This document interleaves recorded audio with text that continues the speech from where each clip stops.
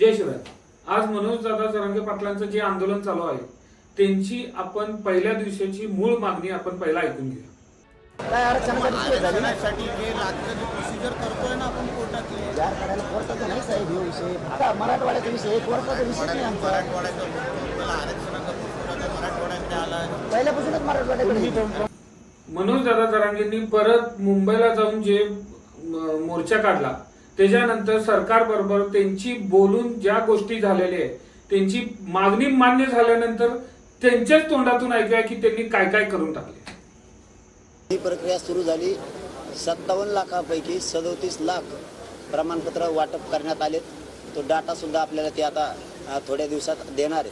आणि आपला सगळ्यात मोठा मुद्दा होता की ज्याची नोंद सापडली त्यांच्या सगळ्या सोयऱ्यांसाठी अध्यादेश तुम्हाला पारित करावा लागत. तो अध्यादेश त्यांनी पारित करून आपल्याला दिलेला आहे.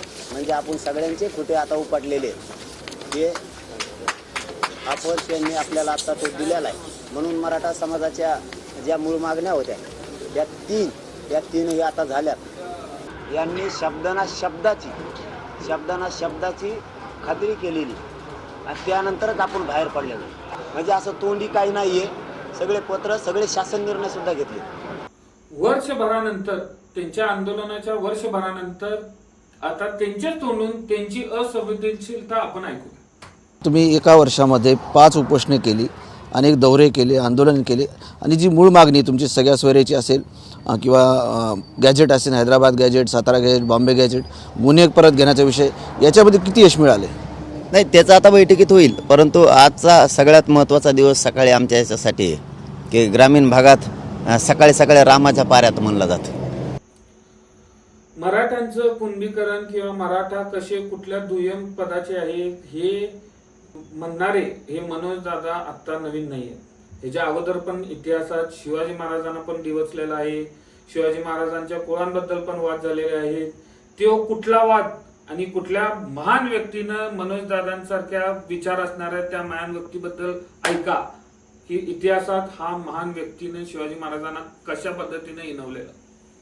शिवाजी महाराजांना अफजल खान शिवाजी महाराज ज्यावेळेला त्याच्या समोर येतात त्यावेळेला तो म्हणतो की तू तो कुणबी छोऱ्या, म्हणजे तू कुणब्याचा मुलगा आहेस असा अफजल खान म्हणतो. मग शिवाजी महाराज त्याला प्रत्युत्तर देतात की तू भटारीचा पोरगा आहेस. आम्हाला आरक्षण आमचं कुणबीचं आहे ते आम्हाला पाहिजे. आता मेन मुद्दा कुठला आहे की मराठा कुणबी मराठा ही आता आपण डिबेट करण्यापेक्षा आपण शिवाजी महाराजांनी काय म्हणले ह्याच्यावर कोण आलंच नाही. ह्याच्या अगोदर खूप कुठल्या दाखल्याचं हे दिलं. तुकाराम महाराज काय म्हणले, हे काय म्हणले, ते काय म्हणले. शिवाजी महाराज काय म्हणतात ते बघा. आमच्या इथं कोल्हापूरमध्ये पत्र आहेत शिवाजी महाराजांची. शिवाजी महाराज काय म्हणतात, जेव्हा महाराजांनी हा विचार केला की पातशाही मदारे आपले हातास आली असता आधी तो आपला जातीचा लोक मराठा याला हात धरून सरदारकी करून पोटे भरतात ते पातशाही वजीर करावे.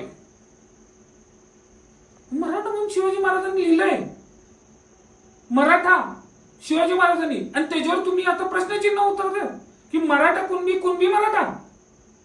मग कुणबी म्हणून आरक्षण देणार असेल तर मग मराठ्यांचा प्रश्न कुठे येणार? मराठ्याने कुठं जायचं?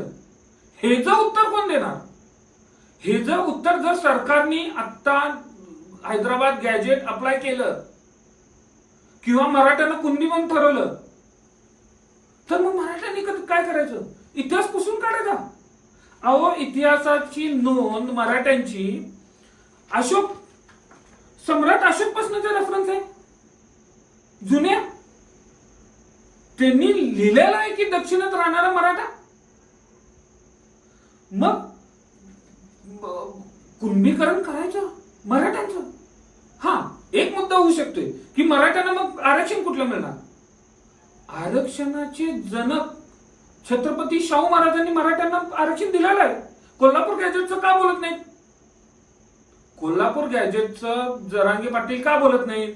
कारण का त्यांना कुणबीकरण करायचं मराठ्यांचं. कोल्हापूर गॅजेट 26 जुलै 1902 साली शाहू महाराजांनी आरक्षण दिले. त्याचा तुम्ही अभ्यास केला पाहिजे.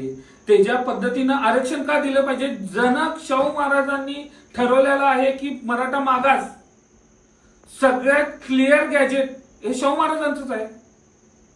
त्यात त्यांनी काय स्पष्टीकरण केले की उच्च जाती ज्यांना ऑलरेडी उच्च पदावर आहेत त्यांचं नाव त्यांनी स्पेसिफिक रेफरन्स दिलाय जातींचा.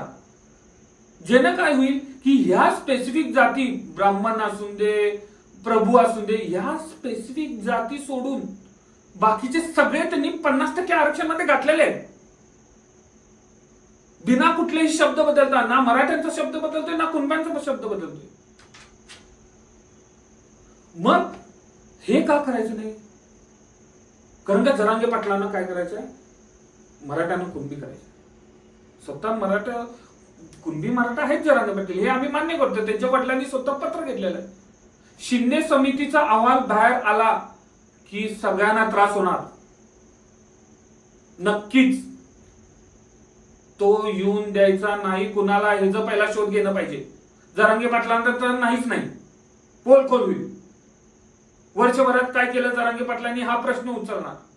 जरांगे पाटलांच्या मागे उभारलेल्या माणसांनी हा प्रश्न विचारायला पाहिजे की एवढे आत्महत्या झाले, एवढ्या केसेस पडल्या, त्या केसेस संदर्भात कुठलीही गोष्ट झालेली नाही, ना यांनी उगवून घेतली, ना सरकारने दिलं. मग यांनी परत मुंबईवरनं कुठल्या पद्धतीनं का आले? नुसतं राजकारण करायचं असतं मराठा समाजाचं.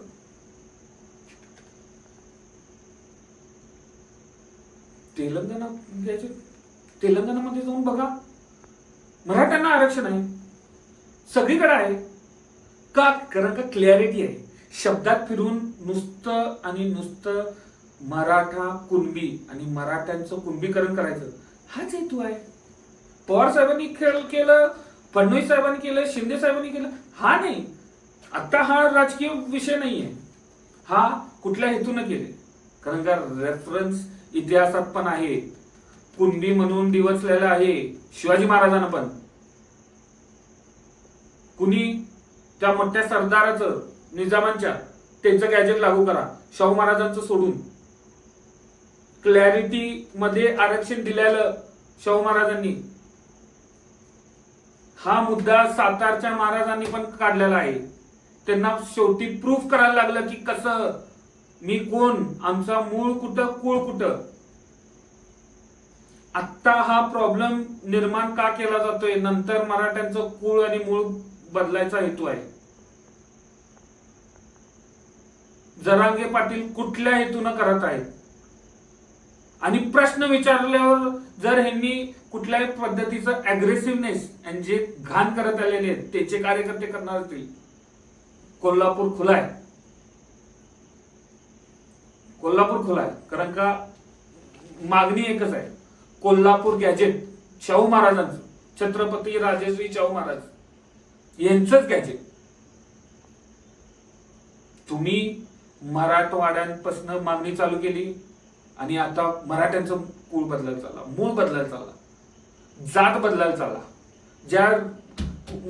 ज्या जातीचं रेफरन्स राजपुतांच्या अगोदरच आहे ती जात बदलायला चालला.